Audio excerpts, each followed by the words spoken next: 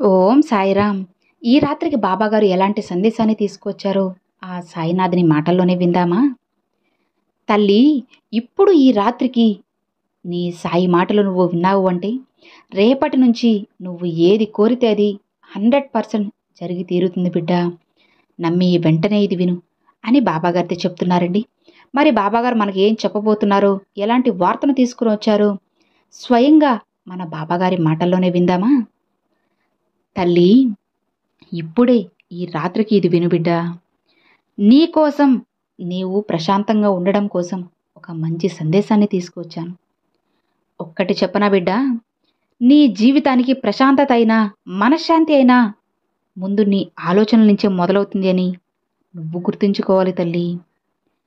ఆస్తులు సంపాదించినంత తేలిక కాదమ్మా ఆత్మీయులను సంపాదించడం. అర్థమైందా?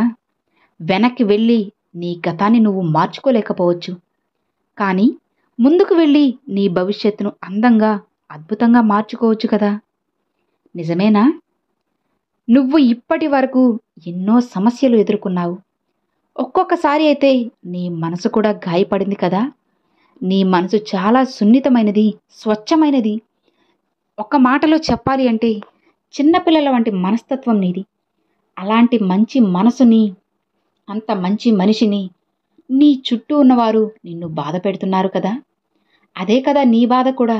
నమ్మిన వాళ్లే మోసం చేస్తున్నారు అని, నీ మనసుని గాయపరుస్తున్నారు అని అనుక్షణం నువ్వు తల్లడిల్లిపోతున్నావు, బాధపడిపోతున్నావు కదా.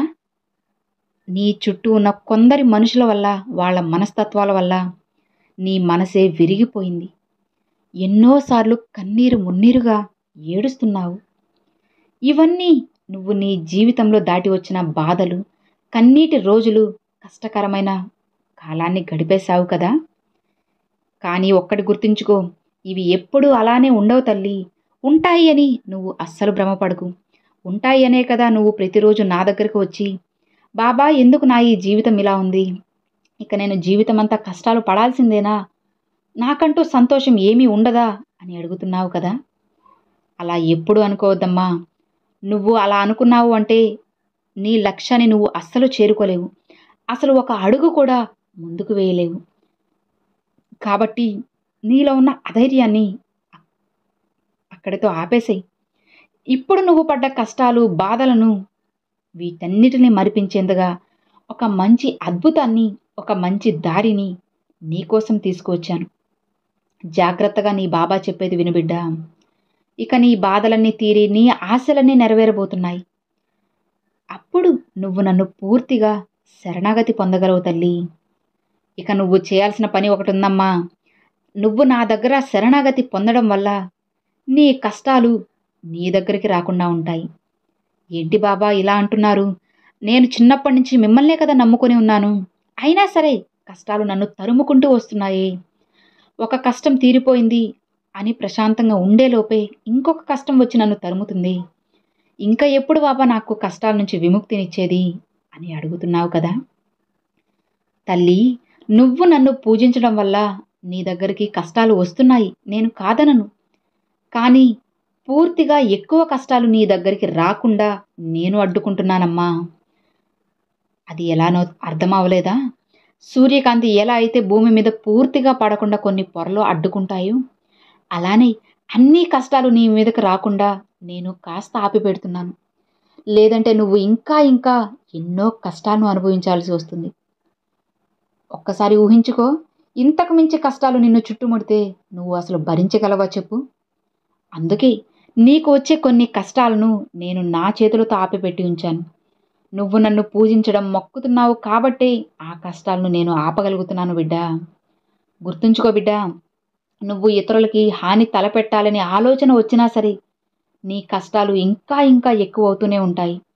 నీ కష్టాలు పూర్తిగా తగ్గిపోవాలి అంటే వీలైనంత వరకు ఇతరులకు మంచి చేస్తూ ఉండు. దైవ సేవ చేసుకుంటూ ఉండు. మనసుని ప్రశాంతంగా ఉంచుకో. మంచిగా ఆలోచిస్తూ ఉన్నట్లయితే నీకు అనుకూలమైన రోజులు అన్నీ నీ ఎదురవుతాయమ్మా.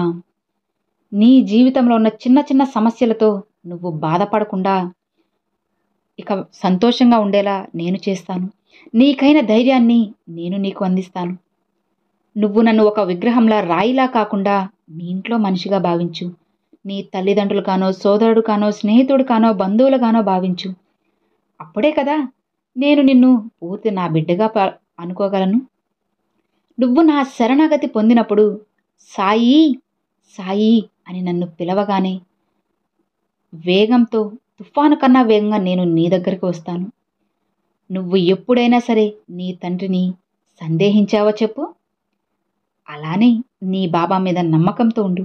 నీ తల్లిదండ్రుల స్థానంలో నేను ఉన్నాను కాబట్టి నువ్వు నన్ను ఏమాత్రం సందేహించాల్సిన అవసరం లేదు. నీ తల్లిదండ్రులు ఎలా అయితే నీ మంచి కోరే పనులు చేస్తున్నారో, ఇంకా చేస్తూనే ఉన్నారో, అలానే నేను కూడా నీకైన పనులు, నీకోసం మంచి పనులు చేస్తున్నాను. నేను ఎన్నోసార్లు నిన్ను గమనించానమ్మా. నువ్వు నా దగ్గరకు వచ్చి, బాబా నా కోరికను తీరుస్తారా లేదా, అసలు నా కోరిక తీరుతుందా లేదా అని ఆలోచిస్తున్నావు.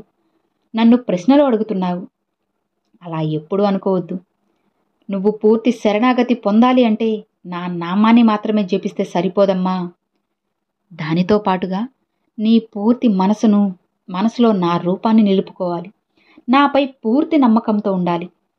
అలా ఉంటేనే కదా నువ్వు పూర్తి శరణాగతి పొందినట్లు. నీ బాబా చెప్పింది అర్థమైంది కదా బిడ్డ. ఇక నీ కష్టాలన్నీ నా పాదాల దగ్గర ఉంచి పాదాభివందనం చేసుకో తల్లి. నేను నీకు తల్లి, తండ్రిలా, అన్నలా తోడుగా ఉంటాను. నువ్వు కన్నీరు పెట్టుకుంటున్న సమయంలో స్వయంగా నా చేతితోనే కన్నీరు తుడుస్తానమ్మా. దిక్కుతోచని సమయంలో నువ్వు భయపడుతూ ఉంటే నీ దగ్గరకు వచ్చి నీకు ఎవరు తోడుగా ఉన్నా లేకపోయినా సరే నేనున్నాను అని అభయమిస్తాను బిడ్డ. ఇది నీ సాయి సత్యవాకు తల్లి. ఇకపై నువ్వు నన్ను ఏమి కోరినా సరే లేదు, కాదు, కుదరదు అని ఎప్పుడు అనను. మాటిస్తున్నానమ్మా. నీ సాయి సత్యవాకు తప్పకుండా నెరవేరే తీరుతుంది. నాపై పూర్తి శరణాగతి పొందు తల్లి. నా పాదాల దగ్గర శరణాగతి పొందిన క్షణం నుంచే నీ జీవితాన్ని మంచిగా మారుస్తాను. నమ్మకంతో ఉండు బిడ్డ. నీకు ఏది కావాలి అన్నా సరే ధైర్యంగా నన్ను అడుగు. ఏమాత్రం మొహమాట పడకు. నీకు కావలసినవన్నీ ఒక్కొక్కటిగా గుర్తుంచుకొని మరీ నా దగ్గర ప్రార్థనలు పెట్టు. అన్నిటినీ నేను నెరవేరుస్తాను. నీ తండ్రి నీ దగ్గరకు వచ్చి అన్నీ తీరుస్తారు అంటే ఇక నీకెందుకు చెప్పు దిగులు. ఆఖరిగా ఒక్కటి గుర్తుంచుకో బిడ్డా. నువ్వు పూర్తి శరణాగతి పొంది నా దగ్గరకు వచ్చి ఏది అడిగితే అది నేను కాదనకుండా ఇస్తాను. నమ్ము తల్లి. నీ బాబా చెప్పింది అర్థమైంది కదా. ఎప్పుడైతే నువ్వు నన్ను నమ్మి ఈ రాత్రి ఇది విన్నావో ఆ క్షణం నుంచే నీ కష్టాల్లోంచి సగం కష్టాలు తీసేశాను. రేపటి నుంచి నువ్వు కోరినవన్నీ నీకు అందిస్తాను.